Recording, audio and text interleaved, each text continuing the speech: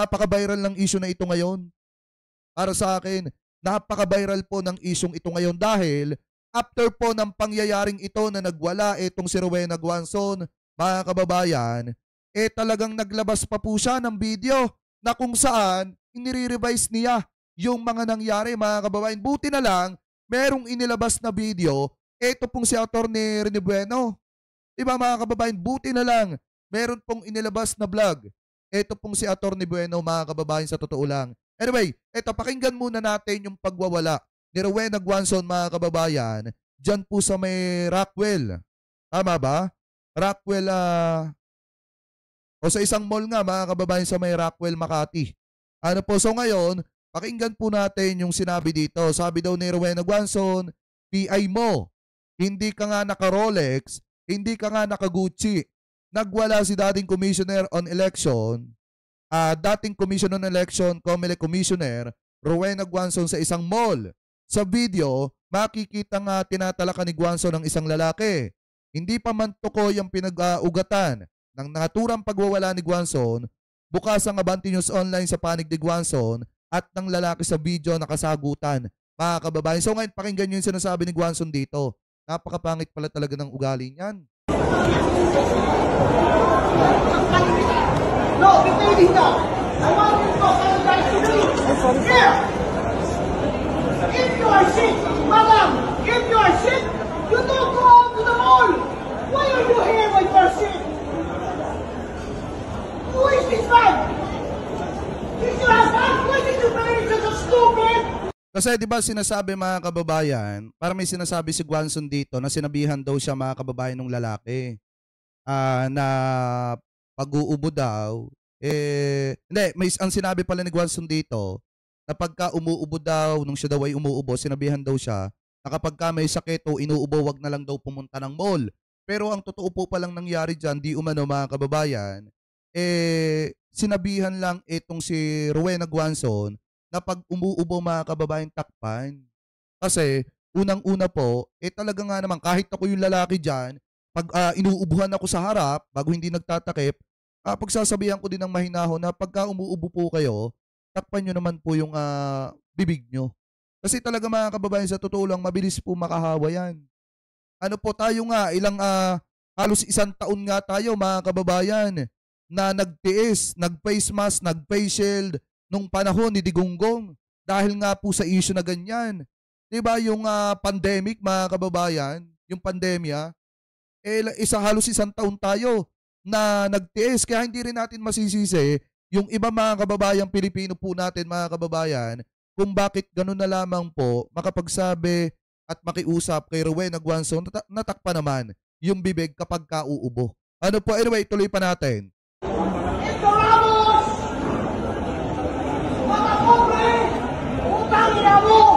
Hindi ka nga naka-Rolex! Hindi ka nga naka-Gucci! Ako ba pinili mo? No, I want your name! Get his name! Get his name! I want your name! Wala pong mag-video ko! Wala pong mag-video! Grabe, nakakahiya yan, mga kababayan. Diba? Ano yung sabi ni Rowena Guanzon? Hindi ka nga naka-Rolex! Hindi ka nga naka-Gucci! Ano yung sabi, mga kababayan? Hindi ka nga naka-Rolex, hindi ka nga naka-Gucci. Ako pa binili mo, tama ba? Did you ask us? Why did you marry such a stupid? Ito Ramos! Mga pobre! Utangin na mo! Hindi ka nga naka-Rolex! Sinabi niya mga pobre. O mga pobre. Tapos piniay niya, mga kababayan, hindi ka nga naka-Rolex, hindi ka nga naka-Gucci. Utangin na mo! Hindi ka nga naka-Rolex! Hindi ka nga naka-Gucci! Ako pa binili mo! Ako pa binili mo. No! Yan yung sabi ni Rowena Guanzon. Hindi ka nga naka-Rolex, hindi ka nga naka-Gucci, ako pa binili mo. No! Diba? Alam niyo, mga kababayan, eto yung mga didisit na sumusuporta kay Rowena Guanzon, eto po ang totoong ugali niyan. Sa totoo lang, mga kababayan. Diba? Alam nyo, sa totoo lang, kahit wala akong pera, buti na lang may Rolex ako. Kasi paano pala kung ako pala yung lalaki dyan, mga kababayan. Hindi ganyan lang din ako. Tapos ang masakla pa dito, yung lalaki pinapalabas na Chinese. Eh hindi naman po pala Chinese yan. Sa totoo lang mga kababayan, di umano. Hindi po pala Chinese yan. 'Di ba? At saka mga kababayan ako ah, oo, aminado ako. Pag kino-content natin dito, ah, nagki-criticize tayo sa mga Chinese government lalo na pagdating sa issue ng West Philippine Sea. Pero sa totoo lang, nung nakarating ako ng China, na, di ba na may video na lumabas, nawala yung passport ko doon, nagulat na lang ako, hinahanap ako ng mga Chinese mga kababayan, and then boom, kahit malayo na ako, hinabol nila ako, ibinalik nila yung passport ko. Tapos sa masaklap nito, nagbibigay ako ng tip, ayaw nila tanggapin. Tapos ginitian lang ako mga kababayan at sinabi na ingatan ko next time yung passport ko. Oo, may mga Chinese na gumagawa ng illegal, nagdinegosyo ng illegal. Pero sa totoo lang mga kababayan, yung iba mga Chinese, napakabait po nila pag napapunta kayo sa bansa nila. Mga kababayan, ano po? Anyway, tuloy natin. No! No! I want your name! Get his name! Get his name! I want your Wala name! pong mag-video ko. Wala pong nag-video. Oh, ayan. So ngayon, meron, 'di ba, nag-viral na. Nabash na itong si Rowena Guanzon, mga kababayan. Ngayon, ito yung kanyang paliwanag. Naglabas naman pala siya ng video sa kanyang Facebook, mga kababayan. At ikinwento po niya, mga kababayan, yung nangyari sa mall. Ito nga, ito hindi ko masisisi yung iba na nagsabi nang dahil daw dito sa bidyong ito, mas lalo na ibinaon, mga kababayan, sa matinding kahihiyan ni Rowena Guanzon yung kanyang sarili. Kasi sa totoo lang mga kababayan, ibinaon ni Rowena Guanzon sa matinding kahihiyan lalo yung kanyang sarili. Eto, pakinggan nyo. Sabihan ba naman niya ako sa Rockwell Mall? Sabihan ba naman niya ako sa Rockwell Mall? You're coughing. You should leave the mall. You should stay at home. Ha? Doon yun nagsimula. Parang sinasabi daw mga kababayan na inuubo ka. Parang wag ka dito sa mall. Doon ka na lang sa bahay mo. Saka ang dami kong kilala doon sa Rockwell Mall. Nakapaligid doon yung mga residents doon. Kilala ko yan sila. Kilala nila ako. Isa pa nga sinabi pa siya sa akin nung tinuntahan ko siya, I'm sorry sir for the commotion. Sabi nga niya, Miss Guanzon. Gumanon pa nga eh. Ibig sabihin, napahiya talaga ako doon sa ginawa ng taong yun. Sabihan ka ba naman, don't you have money to buy a mask? Bawal pala sa kanya kahit umubo ka lang minsan. Kahit nasa public ka, Rockwell Mall ka. May mga tao doon, they're very courteous ha. Obviously, hindi siya taga doon. Later we found out na hindi talaga sila taga doon.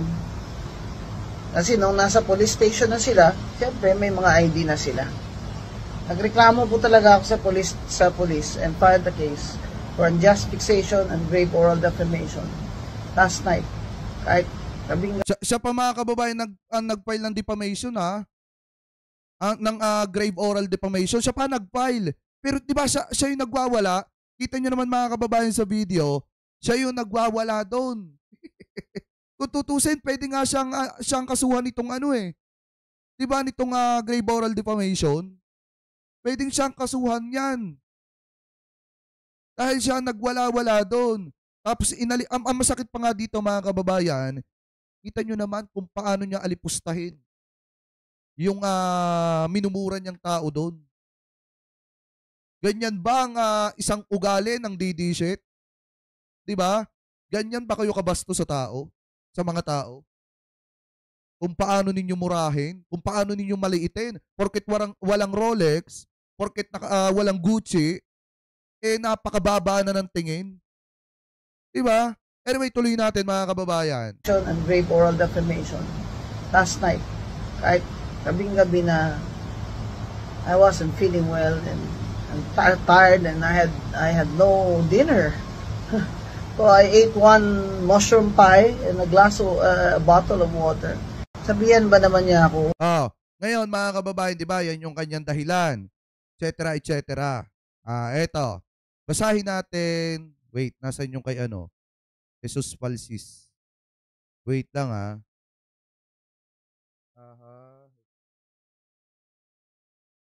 Eto, kasi minabasa ako dito mga kababayan. Nasaan ba yun? Aha. Yan. Ito. May nabasa ako. Hindi lang pala ito yung unang beses mga kababayan na nangyari yan. Kay Rowena Guanzon. Ito po pala ay matagal na po niyang gawain. Siguro pangalawang beses na po yan. Kasi ayon po dito mga kababayan sa post ni Attorney Jesus Falsis. Sabi po dito mga kababayan, ito daw. May nagsumbong na Tweety Bird tungkol kay former COMELEC Commissioner Rowena Guanzon. Yung scandalous outburst daw niya sa Rockwell is not an isolated case. It's not the first time she has shouted and demeaned, tama ba, over people publicity. Ibig sabihin, hindi lang yan yung kauna-unahang beses na nagwala siya publicly, nanigaw ng tao, at kung ano-ano pa mga kababayan. So sabi pa dito, sometime in 2019 or 2020, when she was still an incumbent COMELEC commissioner, she arrived in NAIA and she wanted to complain and file an incident report against an airport security who was allegedly bastos or rode to her. Nag-file daw siya, mga kababayan, ng kaso. Kaya sabi nga dito, complain. Hindi pala, nag-file siya ng complaint mga kababayan laban daw po doon sa security at sinasabi na binastos daw siya mga kababayan. So sabi pa dito, basahin pa natin. When the head of security and Guanzon staff investigated the matter, they found out that the story was reverse. Imbis na si Guanzon yung binastos, si Guanzon yung nambastos. Hindi lang pala yun yung first time mga kababayan eh. Talagang bastos na nga po pala talaga. Diba kasi mga kababayan, ang masakit pa nga dito, kapag ka siya nang aalipusta, kita nyo naman kung paano niya alipustahin yung nasa may Rockwell Makati. Rockwell Mall mga kababayan, kung paano niya alipustahin yung tao na nakagalitan niya. So ngayon, naglabas siya ng video at pinalalabas niya mga kababayan dito po sa, ay natanggal ko na pala, dito po sa video na pinakita ko sa inyo kanina na siya daw po yung nabastos. And then nag-file siya mga kababayan ng grave oral, diba, defamation. Yun yung pinail niya at saka yung isa. Anyway, so balik tayo dito. Kung titingnan nyo, sabi pa dito mga kababayan, the true story was may airport security na babae na buntis at the time who saw Guanzon going the wrong way in NAIA. So dahil kilala ng security si Guanzon, dahil namumukhaan niya, dahil madalas sa NAIA si Guanzon as a VIP, the lady guard rushed to approach Guanzon to tell her she was going the wrong way and give her the right direction mga kababayan. She lightly tap or tinapik si Guanzon, nakatalikod siya sa arms or shoulder area to inform Guanzon. But instead of being greeted passively or imbis na batiin mga kababayan ni Guanzon ng positibo, yung security or lady security, Guanzon turned around and shouted immediately, "Why are you touching me? Do you know who I am?" O yan daw yung sabi mga kababayan ni Guanzon. Diba? Saglit na magpasalamat doon sa lady security dahil tinapik siya mga kababayan and then itinuro yung right na direction kasi nga mali yung tinatahak na daan, sinigawan niya pa yung security mga kababayan na buntis. Sinigawan niya pa mga kababayan at sinabi niya pa, kilala mo ba ako? O nakikilala mo ba ako? Diba ganyan ka-entitled at ganyan kayabang mga kababayan yan? Diba? Ito pa, sabi pa dito. Tapos, ito pa daw. Tapos may binato na small object or gamit si Guanzon against the lady guard who was pregnant at the time. When the security office told Guanzon staff the truth or the real story, the staff allegedly said something along the lines of ganun ba? I won't be surprised. Sorry sa abala. So etong side of the story, ito pa daw yung another side of the story ni Rowena Guanzon tungkol sa Rockwell na pagwawala-wala niya doon at should be taken with a grain of salt, mga kababayan.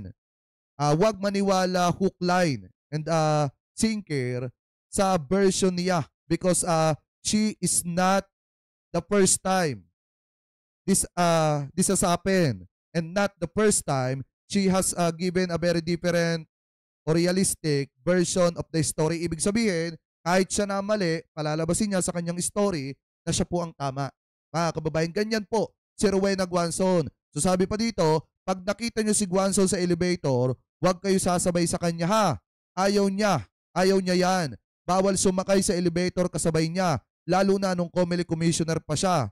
Katakot naman yung ganyang tao, kailangan naka-Rolex or Gucci ka muna para hindi ka murahin ng PI at bago ka tratuhin ng tao.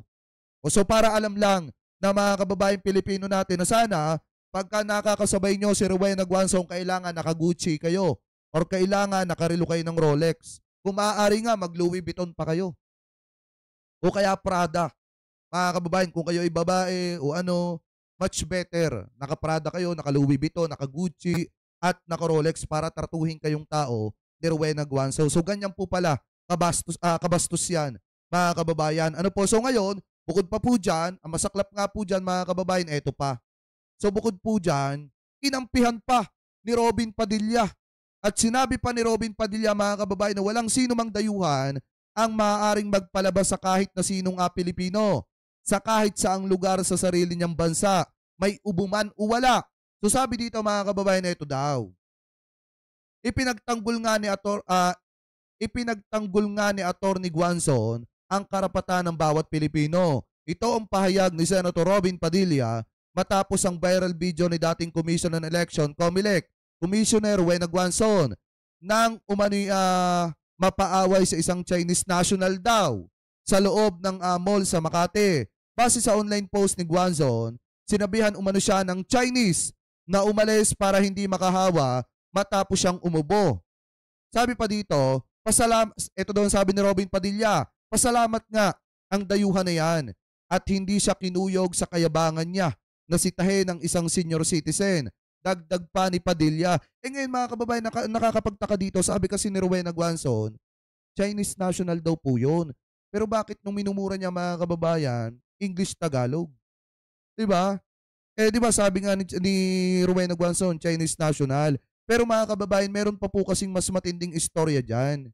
Ano po, eto, pakinggan natin etong video ni Attorney Bueno. Kasi sabi po dito, Rolex and yung PI Forces called cause, sabi dito, Rowena Guanzon herbar privilege, mga kababayan, pwede pong madisbar ito pong si Rowena Guanzon. So ngayon pakinggan po natin ito pong vlog na inilabas ni Attorney Rene Bueno. So ito ay play po natin.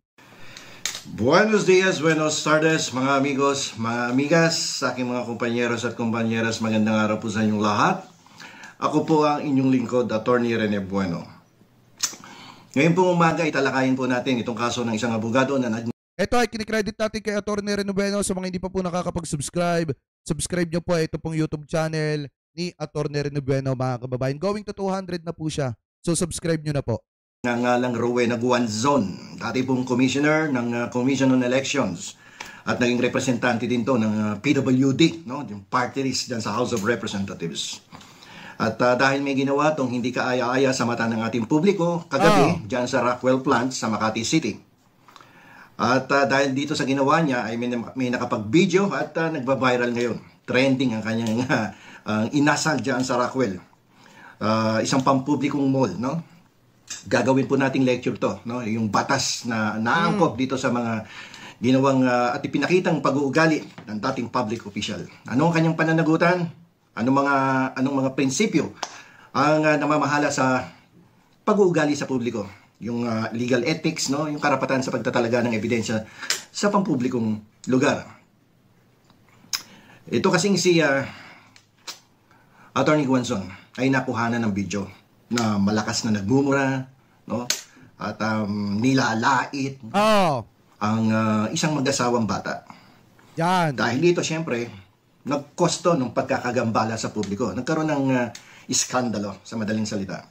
Yung insidente ay tungkol sa isang abogado, miyembro ng Philippine Bar na di umano'y sumigaw, nagmura, gumamit ng napakasama at nakakasakit na salita tulad ng mata pobre at yung PI sa isang publikong lugar ng mall dyan sa Rockwell na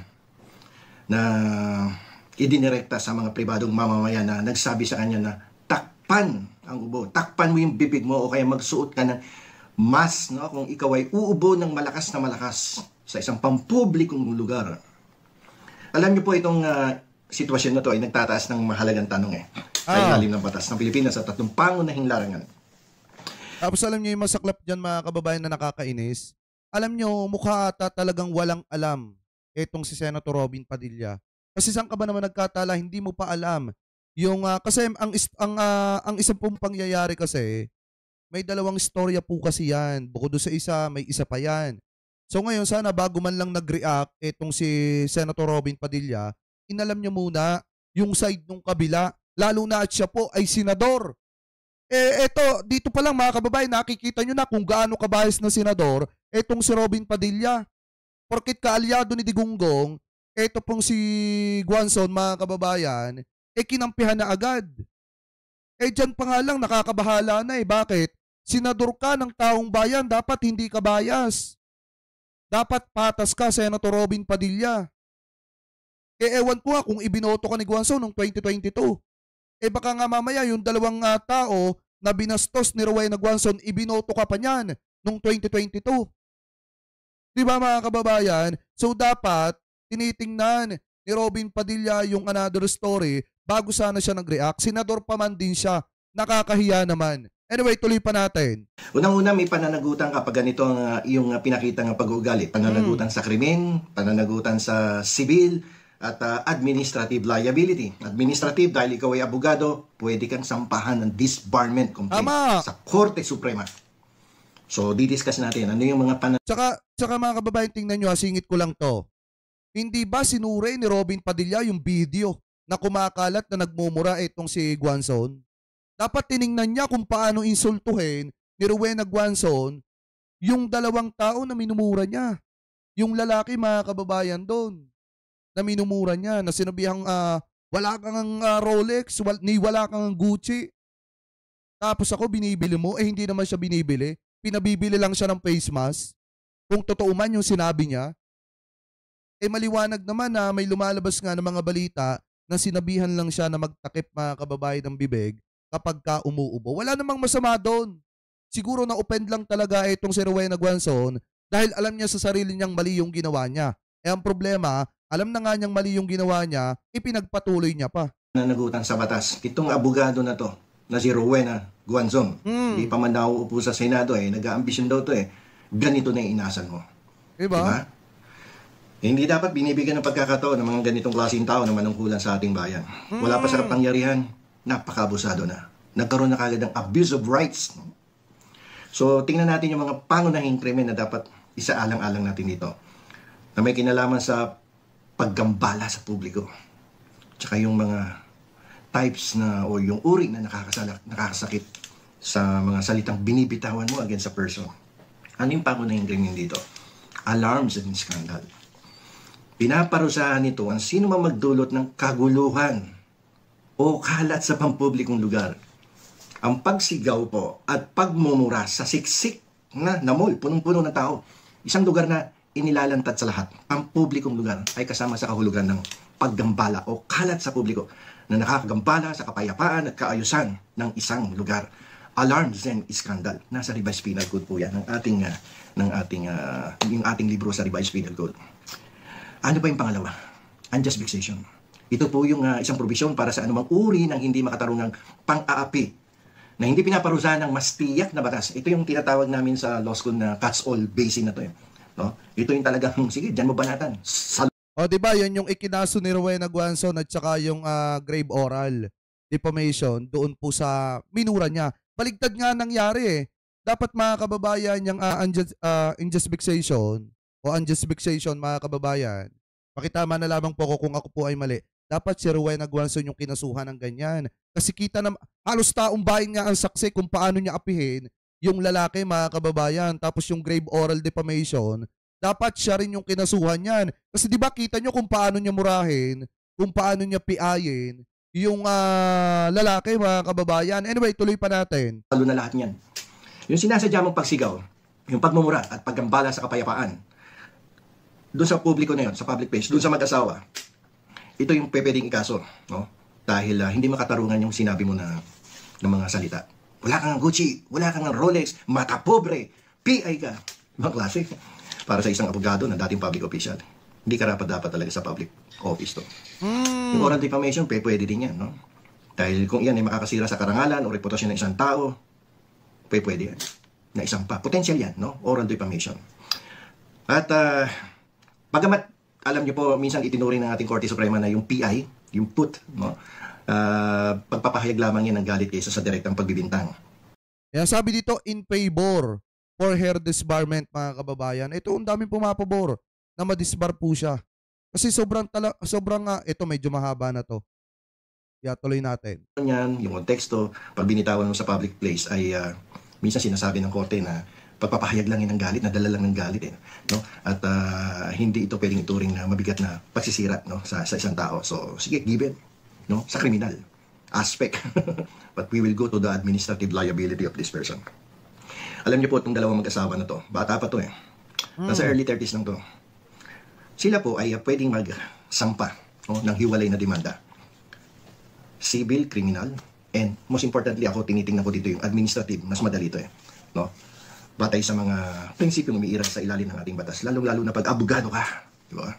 Dahil ito ay pang-aabuso ng karapatan ng isang tao. Yan po ay nakasulat yan sa civil law, sa Article 19, no?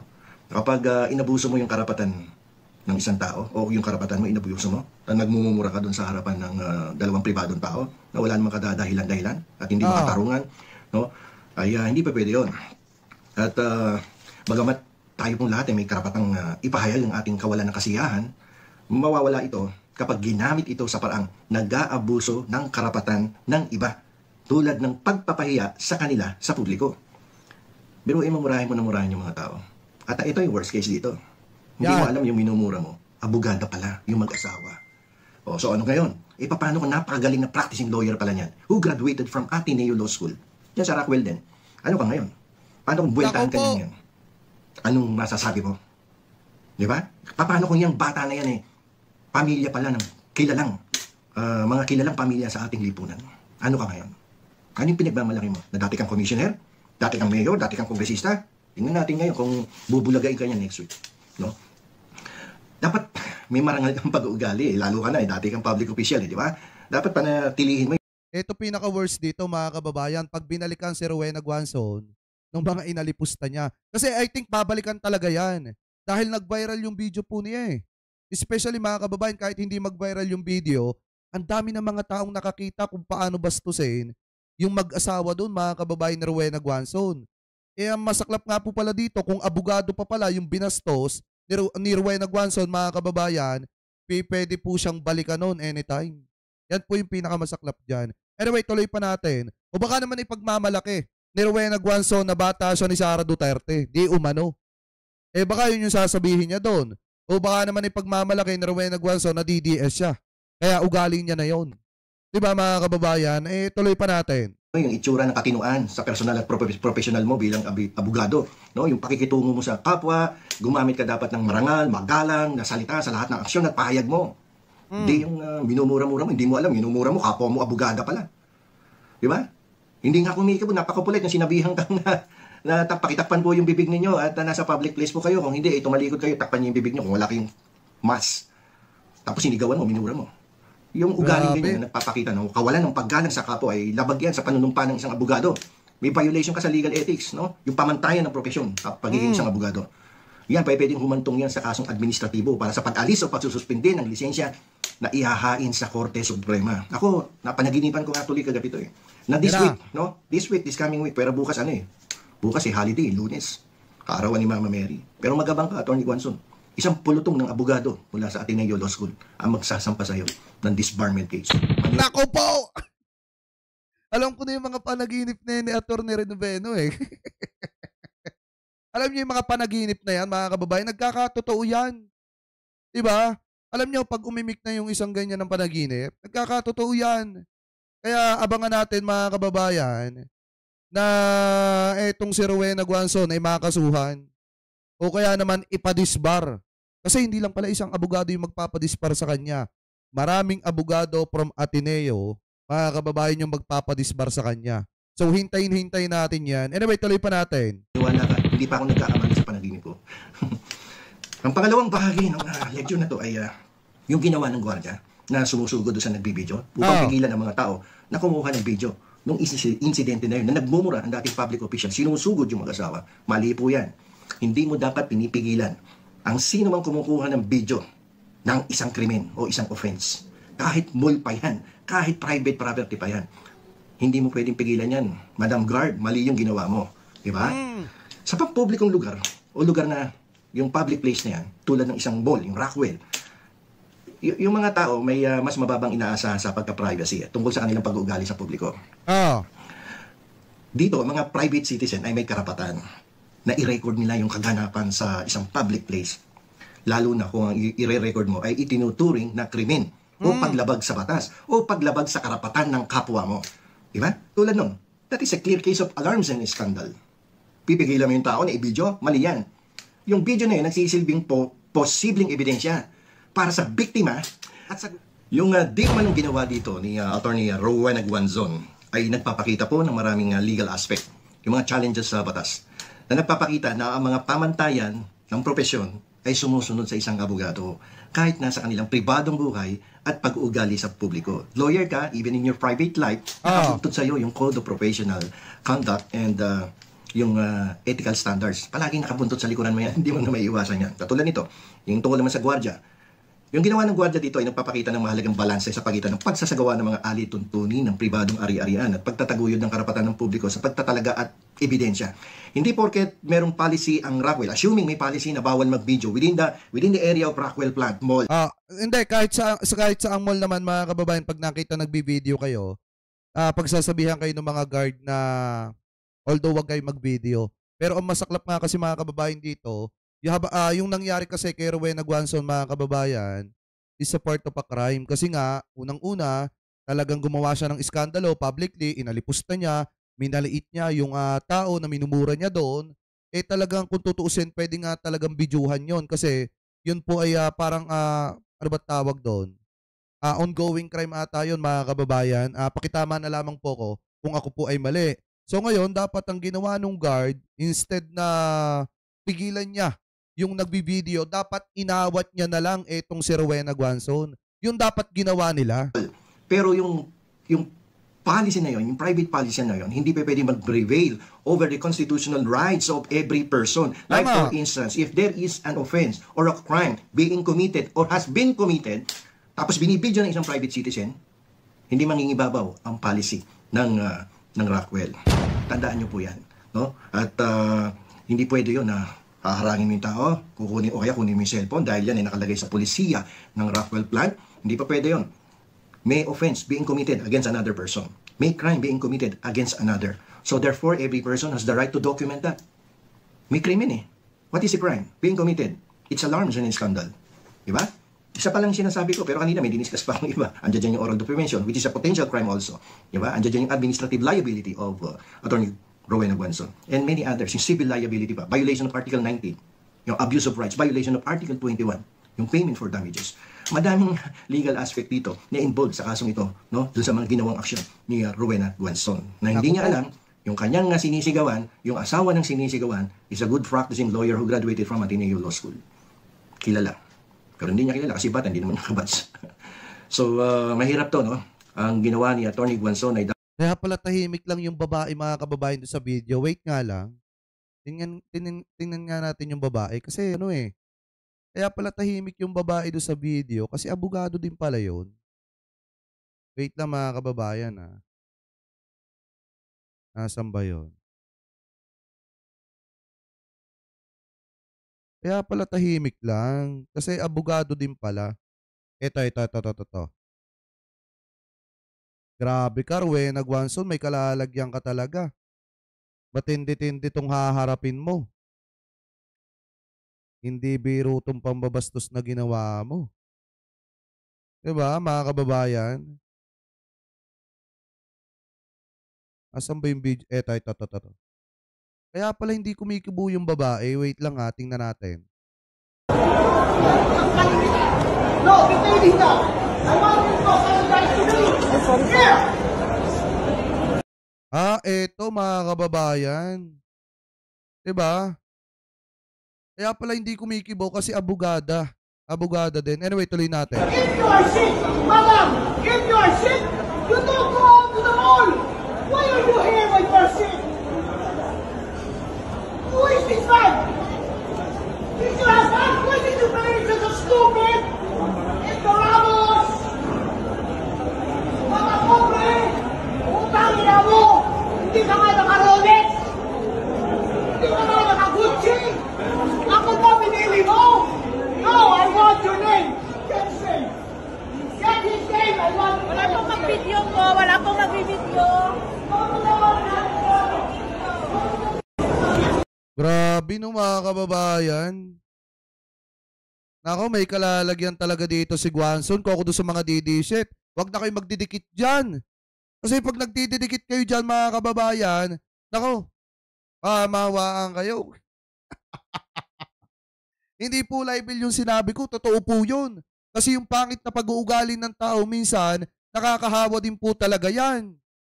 Diba, biruin nyo sa pagiging didisit niya, naging ano na mga kababayan, naging pangit na ang pag-uugali. Kasi yun yung yun yung pananaw ko base sa nakita ko doon sa video ni Rowena Guanzon kung paano po niya murahin at maliitin porket hindi naka-Rolex, hindi naka-Gucci yung mga tao, mga kababayan na minumura niya doon. Diba? Ito ang isang patunay na kapag didisit ka, bastos ka publicly. Diba? Kapag ka didisit ka, bastos ka publicly. Yan ang paniniwala ko dyan mga kababayan. Hindi ko naman nilalahat.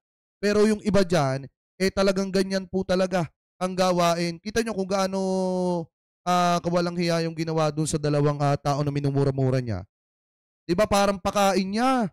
Parang palamon niya. Ika nga mga kababayan, kung mura-murahin niya at alipustahin niya yung mga tao. Talagang bastos nga. Anyway, tuloy natin. Dapat mabigyan ng karampatang kaparusahan. Somebody has to file a legal action in the appropriate court in order to give a lesson to someone who is abusing his rights or her rights, no? Laban sa kanyang mga kapwa, mga kasama sa kaparehas na propesyon.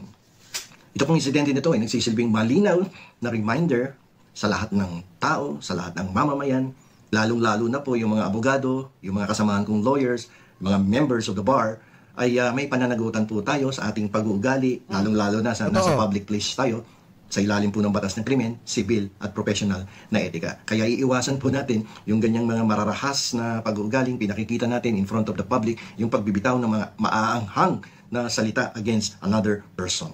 So nandito na lamang po, ako po muli ang inyong lingkod, Atty. Rene Bueno. Ayan mga kababayan, sa mga hindi pa po nakakapag-subscribe kay Atty. Rene Bueno, subscribe nyo po yung kanyang YouTube channel. So ang maliwanag kasi dito mga kababayan, sa mga sinabi ni Atty. Rene Bueno, sa mga susunod na araw, isang pulutong, ayon sa kanyang panaginip, isang pulutong na mga abogado ang magsasampa ng disbarment case laban po dito kay Rowena Guanzon. Ang pinakamasakla pa dyan, tandaan nyo bukod pa doon mga kababayan, posibleng sampahan din siya ng iba pang kaso. Bukod po doon sa disbarment case po niya. Eto nga kita nyo mga kababayan sana ma-actionan. Ito pong kay Rowena Guanzon, bakit natin nasabi? Kasi yung kay Atty. Larry Gado noon, hindi naman siya nagmura. Nung mga panahon na yon talagang alam naman natin na politika. Nung mga panahon na yon, pero na politika po si Atty. Larry Gado, kaya po siya na-disbar agad-agad. Ngayon, sana ito ma-actionan. Kung sakaling ma-filean, ito ng disbarment case, sana ma-actionan po ito mga kababayan at ma-disbar ito pong si Rowena Guanzon kasi hindi po pag-uugali ng isang matinong abogado yung mang-aalipusta ka, manlalait ka publicly. Para lang manalo ka sa isang bagay na kung saan alam mo sa sarili mong mali ka naman. Diba mga kababayan? So para sa akin, mas maganda kung madidisbar sa lalo't madaling panahon. Ito pong si Rowena Guanzon. So kayo, mga kababayan, ano po masasabi ninyo hingil po mga kababayan dito po sa ginawa na pagmumura, pangalipusta, panglalait ni Rowena Guanzon doon po sa isang lalaki na nagsabi lang naman sa kanya, natakpan ng kanyang bibig kung siya ay umuubo mga kababayan. So comment below na lamang po kung ano po masasabi nyo. Hingil po dyan.